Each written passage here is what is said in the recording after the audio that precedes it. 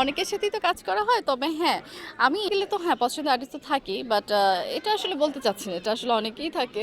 But যখন কাজ মোশাররফ ভাইকে অনেক ভালো লাগে। বাট মোশাররফ ভাইয়ের সাথে এখনো কাজ হয়নি। হয়তো ইনশাআল্লাহ হবে সামনে।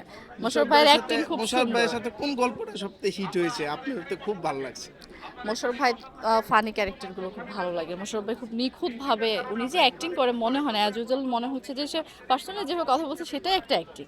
এরকম। তো দেখা যায় যে না এটা অ্যাক্টিং এর একটা বিষয় থাকে যে না আমি আসলে কার সাথে কাজ করলে আমার ক্যারিয়ারটা ভালো হবে বা আমার অ্যাক্টিং স্কিলটা বেটার হবে সেই জায়গা থেকে পছন্দের আর্টিস্টের সাথে যদি কাজ করে তাহলে এটা আরো বেশি ভালো। এর জন্যই হয়তো চুজ করে নেওয়া হয়। অনেক হিরোই আছে। এখন নতুন আরো প্রজেক্ট চলতেছে। জয় চৌধুরী হিরো আছে, ফার্সি হিরো আছে, অনেকেই আছে।